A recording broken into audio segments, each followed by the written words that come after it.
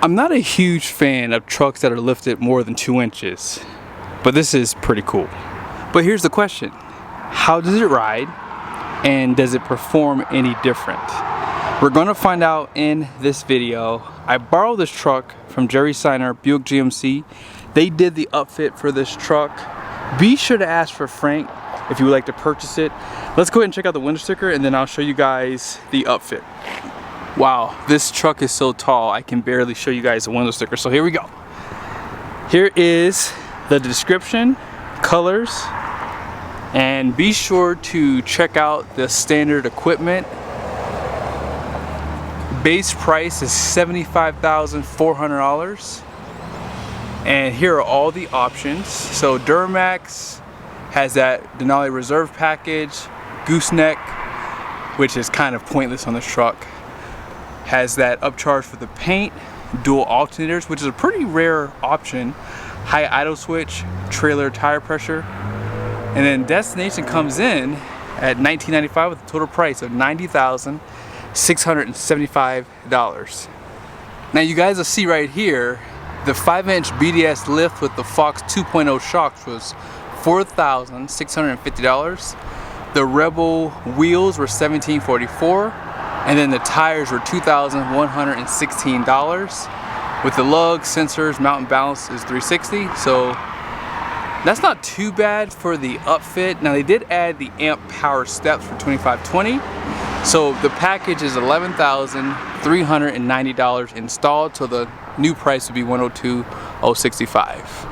Now one thing I just noticed is it looks leveled, but I don't really notice that the headlights are really any higher from standing. Now if I was sitting in a car, okay, yes, they're going to be pretty much glaring into your eyes.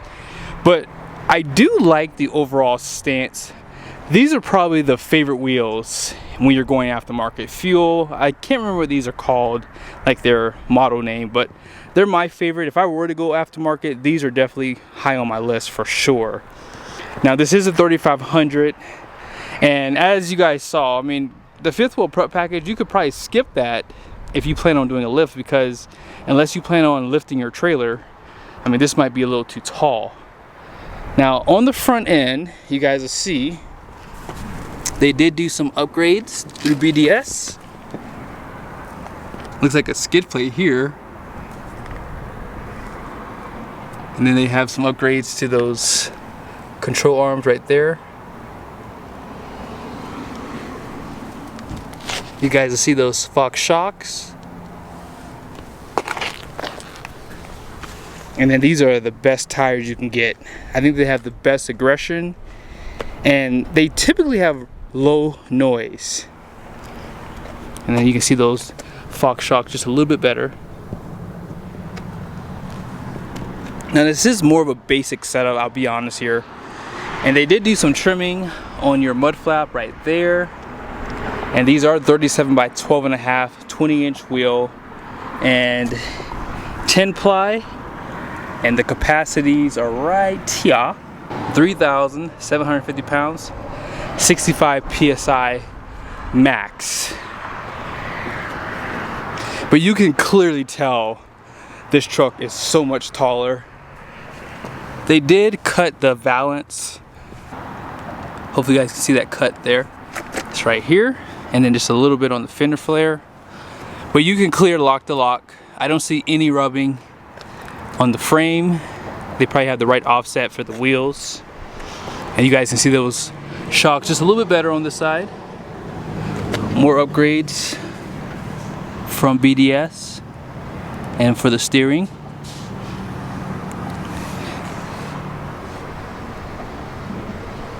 I will say all that looks still pretty stock. Now out back, more Fox shocks.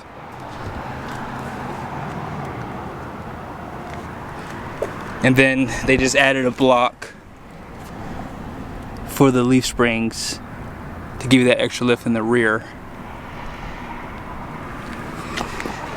But is this package a lot of money for 11 grand? I mean, it depends on how you look at it. If you were going to finance it anyways, it's already done for you. But you're always going to get it cheaper if you do it yourself, obviously. And I think the reason why they added the amp steps were because the ones that came on there were the chrome ones. So these just look a lot better. Amp research. But the package is a Denali. You guys see plenty of these. Now 37-inch tires with a 342 rear. We'll have to drive the truck for sure. I would like to see how it pretty much handles on the road and how it performs in terms of the power, because sometimes having that higher gearing out back is a negative with these taller tires. But yeah, you can clearly tell, oh my goodness, trying to jump in the back of the bed, you're gonna be working those glutes out. But you have bed lights, you have your 4 and 7 pin for your fifth wheel prep package, 400 watts of power, 2 cameras, one for the rearview mirror, one for the bed view. All right, I'm a little nervous on jumping back down, but you can clearly tell this truck is a lot taller, for sure. And what do you guys think? That's just enough poke. That's about as much as I would want, for sure. Let's go ahead and turn the steering wheel in so you guys can see the front too. So there's the front. It has a nice poke, not too much. It looks really good. Let's go ahead and take it for a drive now.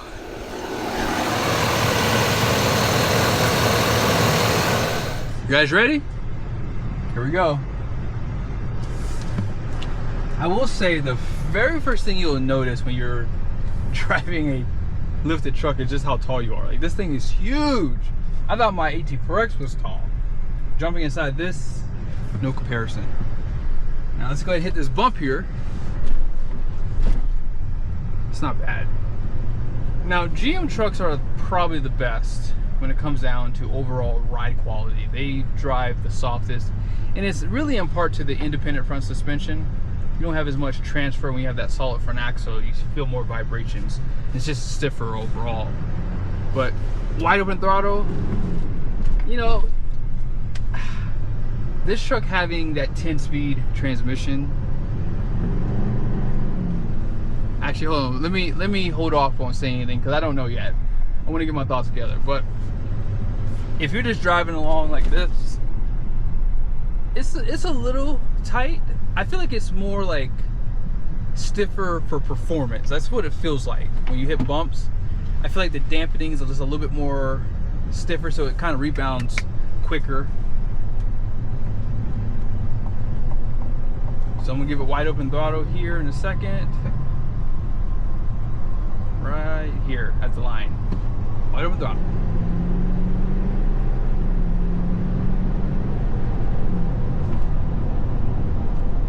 It does feel a little bit slower, just a little bit. I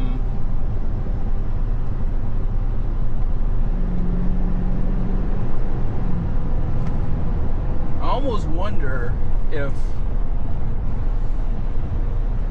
yeah, actually no, they did not recalibrate this truck. Now it's possible that the speedometer is off. It's possible. Only because, from what I remember, GM kind of locked up their stuff, so like you can't change the tire pressure, none of that stuff. So they're running the tire pressure at like 60 up front and 65 in the rear, and that's in part to the fact that you can't change the tire pressure. If you were to run this at like 40 psi, I think this truck will ride so much nicer, but it's still softer than stock. I think the Fox shocks just performed way better than the Rancho shocks for sure. And tire noise, here, let me turn the AC off. I gotta turn my ventilated seat off too. At 75 miles an hour,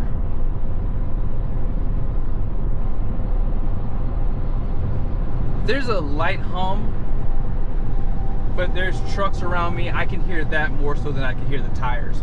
Ridge Grappler tires are the absolute best. If I do get new tires from my AT4X HD, if I keep it long enough, I'm probably going to switch to the Nitto Ridge Grappler tires. Probably go to a 37 too. Who knows, maybe I'll do it sooner than later, but I don't know. I'm not really in a position where I want to do that right now. But going around this curve at 30 miles an hour, oh yeah, this handles so good. For a big truck that's lifted, it handles really well. The steering, ooh, there's a little bit of, when you're accelerating and you're turning the steering wheel, there's a lot of sway. The steering upgrades, I would like for this to be a little bit stiffer, that's it. But it still handles well. You gotta remember, this is a 8,300 pound truck, right?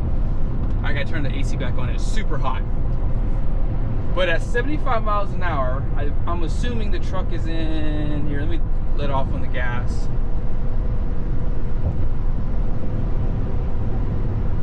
It looks like we're at like 1,500 RPMs. But yeah, the truck does definitely ride really good. The brakes, you don't really find any differences there. They feel the same. But yeah, the steering is definitely, it's loose. And there's just a lot of there's a lot of sway because of the height difference. So it's a lifted truck that performs better in terms of comfort, but I feel like it feels a little bit more disconnected overall with the road feel. Driving through the town, I feel like this is where this truck definitely performs the best. Like when you're hitting imperfections in the roads, it's just a lot softer, more forgiving. I'm gonna go over this train track here, and you guys kind of see what I'm talking about. Yeah, it's just better dampening. It's not harsh at all. Like the standard suspension is harsh for sure because of the HD 1-ton truck, but this definitely just softens it up just a little bit. Not a ton. It's not like night and day. Like you can spend a lot of money on a lift. Like you can spend 15 grand on a lift and get the extra reservoirs, and you can make the truck ride better than a half-ton. But this system is set up to give you the lift. It's done right, and I feel as though Fox Shocks, everyone knows that name, they're a great company, and for the money you're paying, it's already done for you. You can finance with the truck, and yeah, I think it's worth it if this is what you're looking for. Already done for you, and it takes out the guesswork. Some people don't know how to build trucks like this, right?